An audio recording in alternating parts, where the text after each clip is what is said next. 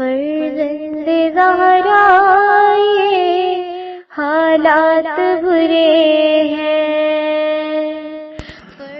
کاشانۂ بصیرت ایک ایسا مکمل یوٹیوب چینل جس پر محروم بصارت کے لیے بالخصوص اور تمام افراد کے لیے بالعموم سینکڑوں کی تعداد میں اسلامی کتب دستیاب ہیں۔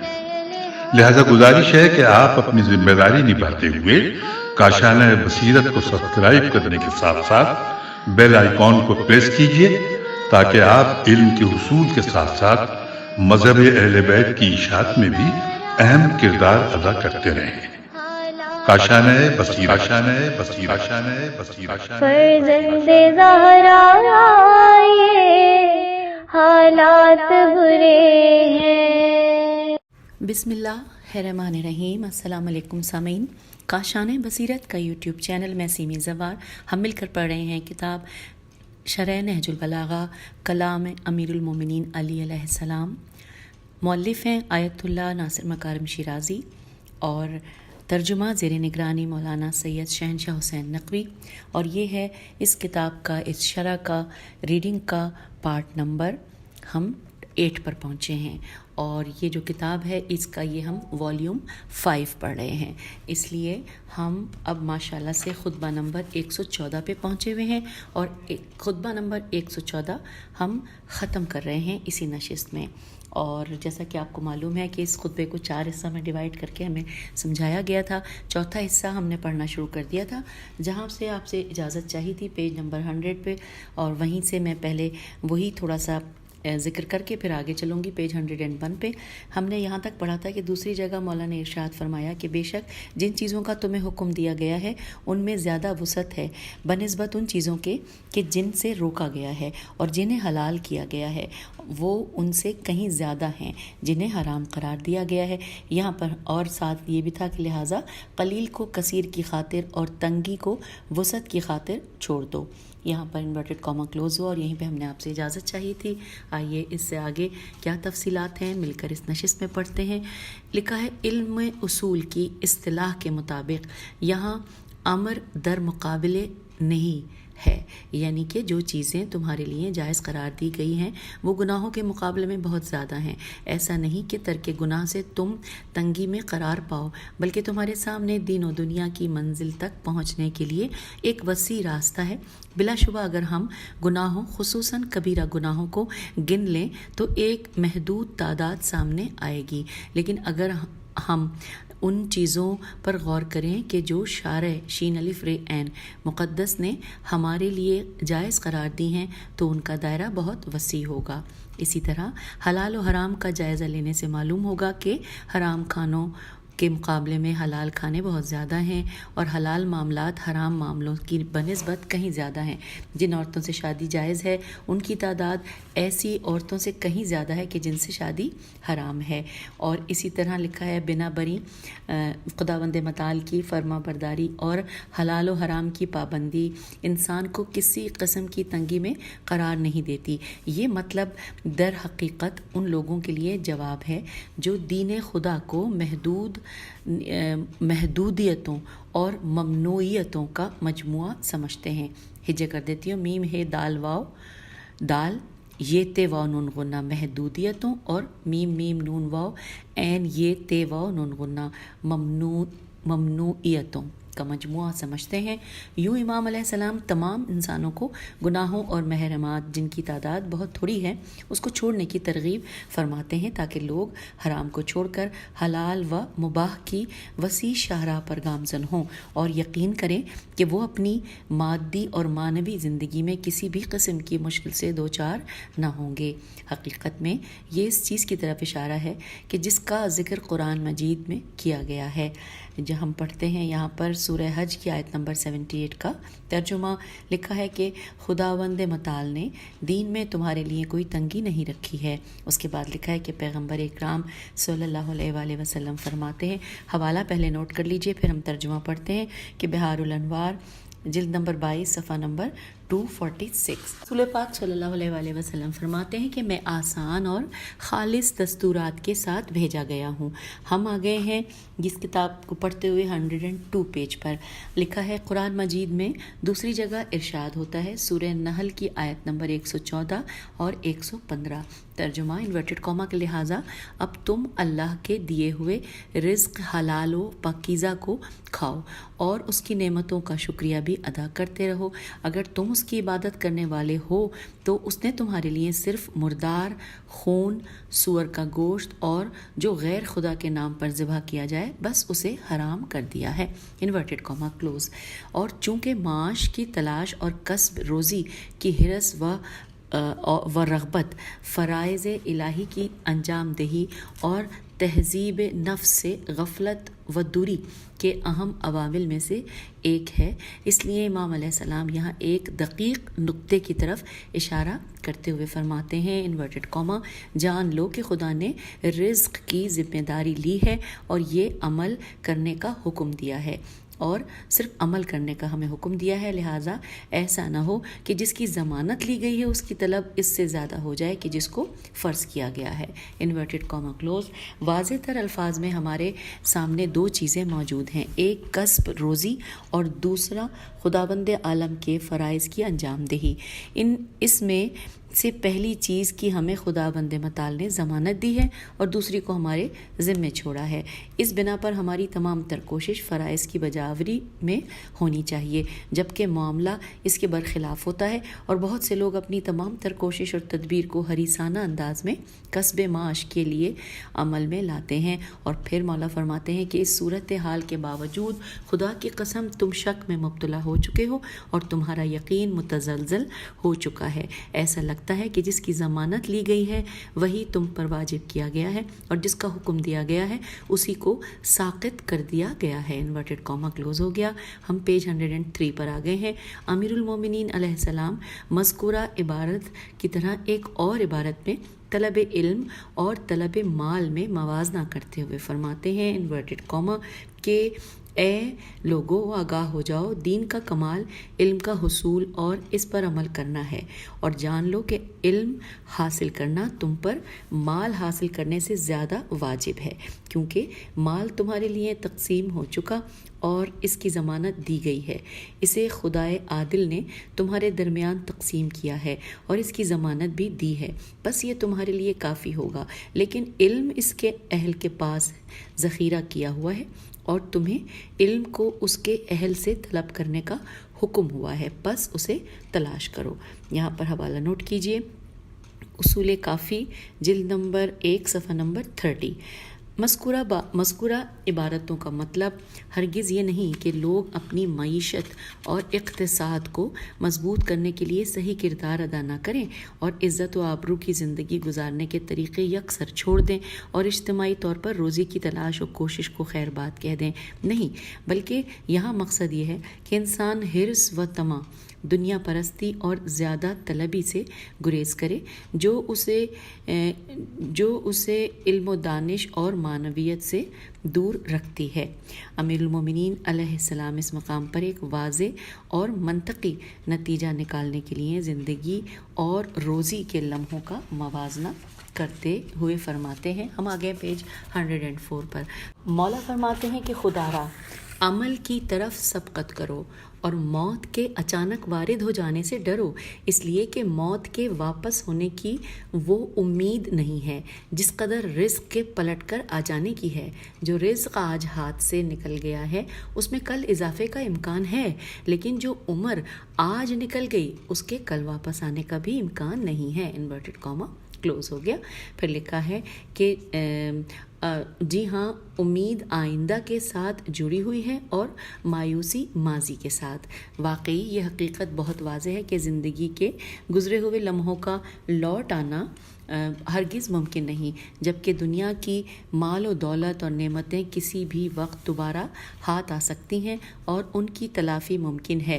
بنا بری عقل یہی حکم دیتی ہے کہ انسان کو ان چیزوں کے بارے میں بہت ہوشیار اور سنجیدہ ہونا چاہیے جو قابل واپسی نہیں، نہ ان معاملات کے بارے میں جو اگر آج ہاتھ سے گئے تو کل دوبارہ حاصل کیے جا سکتے ہیں، مگر اکثر لوگ اس قاعدے کے خلاف چلتے ہیں اور تھوڑے سے دنیاوی نقصان پر واویلا کرتے ہیں، جبکہ دنوں، ہفتوں، مہینوں اور برسوں کے ضائع ہونے پر بہت کم اظہار افسوس کرتے ہیں، اور ایسا ہونا تو تعجب کی بات ہے۔ یہی وجہ ہے کہ امام علیہ السلام نے اس خطبے اور دیگر خطبوں میں اس نوعیت کے مطلب پر بارہا تاکید فرمائی ہے۔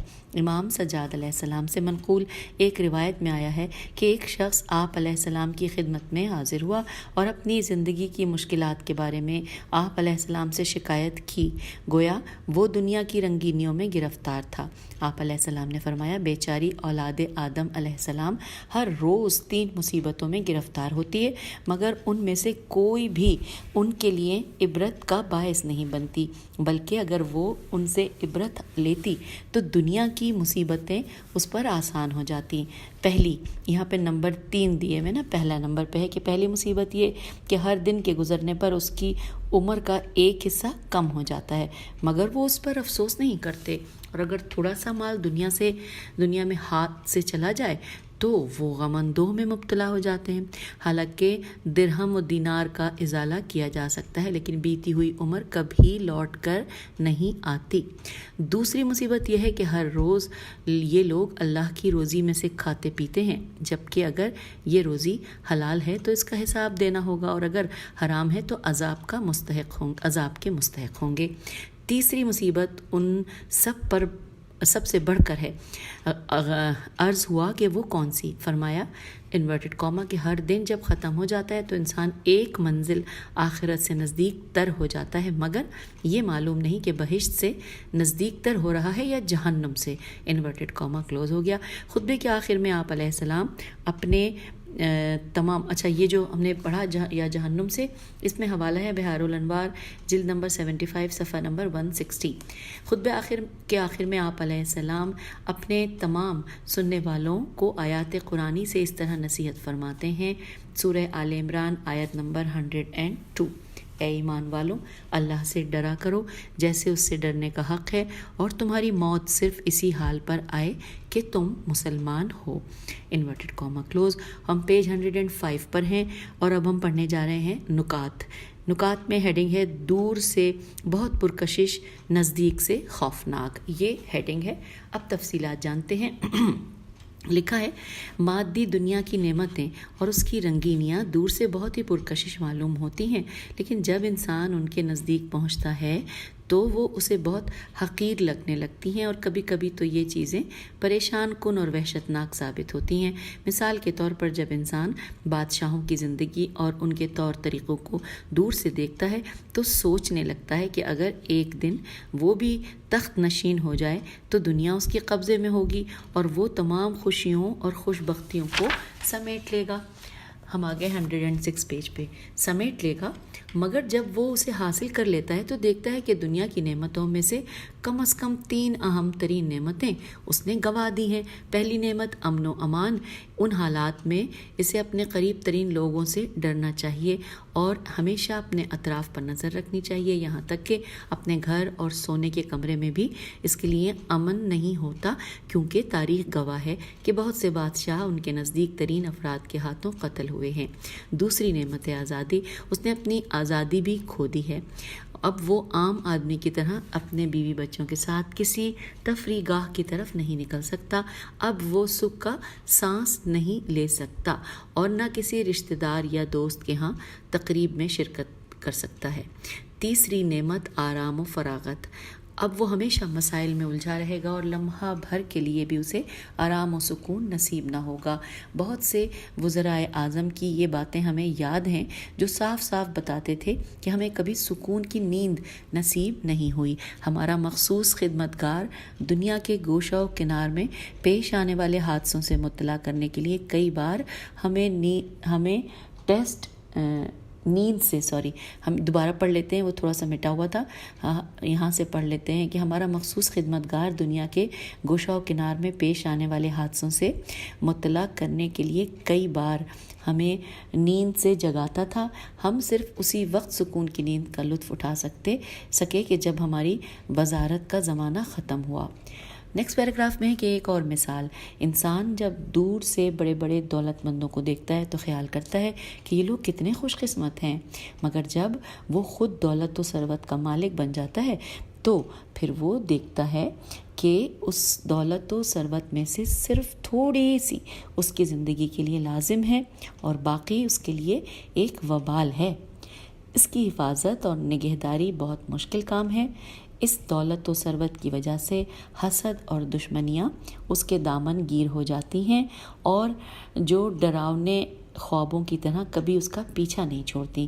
یوں اس خطبے میں فرمائی ہوئی امام علیہ السلام کی خوبصورت اور بلیغ تعبیر کے مطابق بے لام یہ غین تعبیر کے مطابق دنیا کی ہر چیز اس سے متعلق سننا اسے دیکھنے سے زیادہ اہم ہے، اور اس کے برعکس آخرت ایک ایسا گھر ہے کہ ہادیان برحق اور اولیاء اللہ علیہ السلام کے اقوال کے مطابق اس کا دیکھنا اس سے متعلق سننے سے بہت اہم ہے. تو کیا اس حالت میں کوئی عاقل دنیا کے عوض آخرت کا سودا کر سکتا ہے؟ یہاں پر سوالیہ نشان تھا.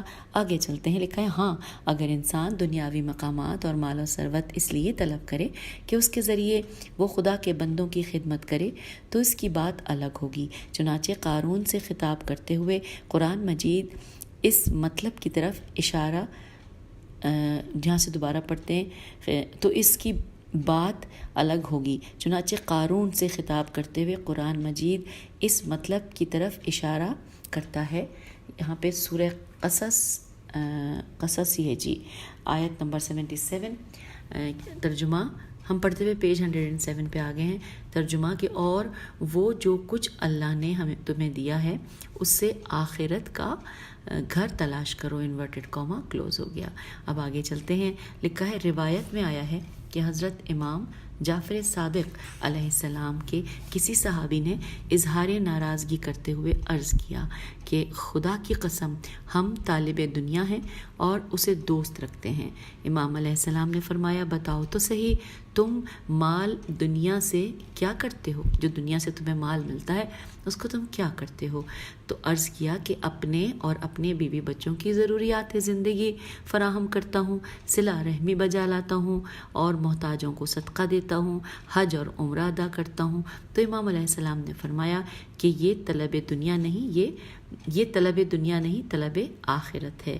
اور یہاں پر حوالہ ہے وسائل الشیعہ جلد نمبر 12 صفحہ نمبر 19. اب آگے چلتے ہیں. اگلی ہیڈنگ ہے کہ دنیا اور لوگوں کے نظریات. لکھا ہے سب لوگ جانتے ہیں کہ یہ دنیا کسی کے لیے بھی دائمی نہیں. ہم اپنی آنکھوں سے دیکھتے ہیں کہ مختصر سی مدت میں بچے جوان بوڑھے اور بوڑھے راہی ملک عدم ہو جاتے ہیں. اخبارات کے مجلس فاتحہ خوانی سے متعلق صفحات اور ہر روز ہماری نگاہوں سے یہ صفحات ہمارے سامنے ہوتے ہیں. ہر روز ہم کسی نہ کسی عزیز کی رحلت کا اشتہار پڑھتے ہیں جس کے احباب اور دوست اس کے سوگ میں ہوتے ہیں. مخصوصاً ہمارے اس دور میں جہاں موت و حیات کا فاصلہ ہر دور سے کم تر ہو چکا ہے، اچانک جہاز گر جاتا ہے اور سواریوں کے گوشت کے ٹکڑے پہاڑوں اور صحراؤں میں بکھر جاتے ہیں. دیگر حادثات بھی ہر روز مختلف شاہراہوں میں اموات کا باعث بنتے ہیں، یہاں تک کہ بڑے شہروں میں ٹریفک حادثات میں مرنے والوں کی تعداد ایک جنگ میں مرنے والوں سے زیادہ ہوتی ہے. اس کے علاوہ یہ چند دن کی زندگی مختلف قسم کے رنج و غم سے بھری ہوئی ہے. ذرا ہسپتالوں میں جا کر دیکھو کہ کتنے بوڑھے بچے اور جوان مختلف قسم کی بیماریوں میں مبتلا اور درد سے کرا رہے ہیں. ذرا جیلوں میں جا کر ان لوگوں کا نزدیک سے مشاہدہ کرو جو مختلف مظالم، زیادتیوں، غلطیوں، ہوس پرستیوں اور خود غرضیوں کے سبب قید ہو چکے ہیں، مگر پھر بھی اکثر لوگوں کی یہی کوشش ہوتی ہے کہ ان تمام حقائق کو بھلاتے ہوئے ایک مصنوعی تسکین حاصل کریں اور اس پرندے کی تسکین کی طرح کے جو شکاری کی نظروں سے بچنے کے لیے اپنا سر برف میں چھپا لیتا ہے۔ اس بات سے غافل کہ شکاری اسے دیکھ لے گا اور جلد ہی اس کا کام تمام کر دے گا۔ ہم پیج 108 پر آ گئے ہیں۔ امیر المومنین علیہ السلام نے اس جان لیوا غفلت و فراموشی سے بیدار رہنے کے لیے نہج البلاغہ کے خطبوں میں جا بجا بڑی اثر انگیز نصیحتیں فرمائی ہیں تاکہ سوئے ہوئے افکار کو جھنجھوڑ دیں۔ کبھی فرماتے ہیں کہ دنیا فنا، رنج و غم، دگرگونی اور عبرت کا گھر ہے۔ کبھی یہ یاد دلاتے ہیں کہ دنیا کی زندگی مختلف مشکلات سے بھری ہوئی ہے۔ کہیں اس حقیقت کی طرف توجہ دلاتے ہیں کہ زندگی کے گزرے ہوئے لمحات واپس نہیں آ سکتے، جبکہ دیگر تمام مادی نقصانات قابل تلافی ہیں۔ واقعی اگر ہم ہفتے میں ایک دفعہ ان خطبوں پر نظر کریں تو کبھی اس جان لیوا غفلت کا شکار نہیں ہوں گے۔ اور آئیے اب اگلی ہیڈنگ ہے کہ دنیا کی نعمتوں میں آخرت کی سعادتوں کو کیسے تلاش کیا جائے۔ ہیڈنگ بھی ہے اور یہ سوالیہ نشان بھی ہے۔ لکھا ہے، کبھی انسان دنیا کو خواہشات کی تسکین، اپنی برتری اور دوسروں کے استحصال کے لیے طلب کرتا ہے، کبھی معقول آسائش کے لیے اسے طلب کرتا ہے، کبھی دوسروں کی خدمت کو ممکن بنانے کے لیے، کبھی اسے اسلامی معاشرے کے اقتصادیات کی بنیادوں کو مضبوط کرنے، نیز اس کی عظمت اور سربلندی اور دوسروں کی طرف کسی بھی قسم کی محتاجی اور گدائی سے بچنے کے لیے طلب کرتا ہے۔ ظاہر سی بات ہے کہ یہ مقاصد آپس میں بہت مختلف ہیں۔ پہلا گروہ انسانی بدترین خصلتوں میں مبتلا ہے، دوسرا جائز مقاصد اور الہی نعمتوں سے بہرہ مندی کے لیے کوشش کرتا ہے، تیسرا گروہ کم نظیر عبادت کا حامل ہے، اور چوتھا بہترین انسانی اور اسلامی خدمات انجام دیتا ہے، جو کچھ مذکورہ بالا خطبے میں نیز احادیث معصومین علیہ السلام اور قرآن میں مذمت دنیا کے بارے میں آیا ہے۔ وہ پہلے گروہ سے متعلق ہے اور وہی راس و کل خطیتوں یعنی کہ تمام گناہوں کا سرچشمہ جانا گیا ہے۔ میں اس کی ہجے کر دیتی ہوں، رے الف سین، اور رے پہ زبر ہے، الف پہ جزم ہے اور سین پہ پیش ہے، تو راس و کلے، کاف پہ پیش ہے، لام پہ تشدید بھی ہے اور زیر بھی ہے، راس و کلے خطیتن، خے تو یہ حمزہ تے اور دو زیر نیچے، اور خے پہ فتح ہے تو ایک پہ زیر ہے اور حمزہ پہ بھی فتح ہے یعنی زبر ہے، یعنی کہ تمام گناہوں کا سرچشمہ جانا گیا ہے۔ اس کو دوبارہ پڑھتے ہیں کہ ہاں، اس کا ترجمے کیا میں آگے لکھا کہ یعنی تمام گناہوں کا سرچشمہ جانا گیا ہے۔ بس جو کوئی اس ہدف کا حامل ہو، اس نے اپنے لیے دنیا و آخرت کی مصیبتوں کا سامان کیا۔ ہم پیج 109 پر آ گئے، یعنی کہ اس نشست کا آخری صفحہ اور خطبہ 114 کا آخری صفحہ پڑھ رہے ہیں۔ بس دنیا اور دنیا پرستوں کی مذمت سے کہیں یہ معنی نہ لیے جائیں کہ اسلام نادار لوگوں اور محتاج معاشرے کو پسند کرتا ہے اور اسی کی ترغیب دلاتا ہے۔ جو کچھ ہم نے اوپر ذکر کیا ہے وہ منوعاً اسلامی روایات میں وارد ہوا ہے۔ کسی اور مقام پر پیغمبر اکرم صلی اللہ علیہ وآلہ وسلم نے فرمایا، ترجمہ انورٹڈ کاما، کہ جس نے درہم و دینار کی پوجا کی وہ ملعون ہے، ملعون۔ حوالہ ہے بحار الانوار جلد 70 صفحہ نمبر 140۔ پھر لکھا ہے کہ عظیم عالم دین مرحوم شیخ صدوق اس حدیث کی تفسیر میں لکھتے ہیں، انورٹڈ کاما، کہ پیغمبر اکرم صلی اللہ علیہ وآلہ وسلم کے اس کلام سے مراد وہ لوگ ہیں جو اپنے مال کی زکوٰۃ نہیں نکالتے اور اپنے بھائیوں کی مدد سے دریغ کرتے ہیں، لہٰذا انہوں نے درہم و دینار کی عبادت کو اللہ کی عبادت پر مقدم کیا ہے۔ اور یہاں پہ بھی حوالہ وہی ہے، بحار الانوار جلد نمبر 70 صفحہ نمبر 140۔ پھر لکھا ہے کہ ایک اور مقام پر مولا علی علیہ السلام اپنے بے مثال زہد و تقوی کے باوجود اس مسئلے پر فخر فرماتے ہیں کہ آپ علیہ السلام کے دور حکومت میں تمام کوفے والے ایک معقول زندگی سے بہرہ مند تھے، چنانچہ فرماتے ہیں انورٹڈ کاما کہ سبھی کوفے والے پر نعمت زندگی سے بہرہ مند ہیں، ان میں سے کم ترین شخص گندم استعمال کرتا ہے۔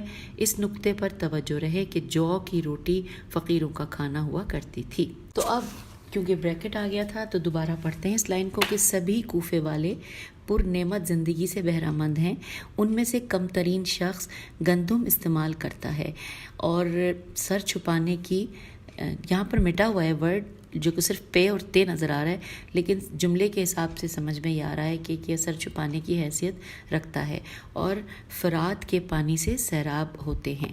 حوالہ دیا ہوا ہے بہار الانوار جلد نمبر 40 پیج نمبر 327۔ تو سامعین یہاں پر پیج 109 پر ہم خطبہ 114 کو اللہ کے فضل سے ہم نے مکمل کر لیا ہے، اور یہاں پر آپ سے اجازت چاہیں گے۔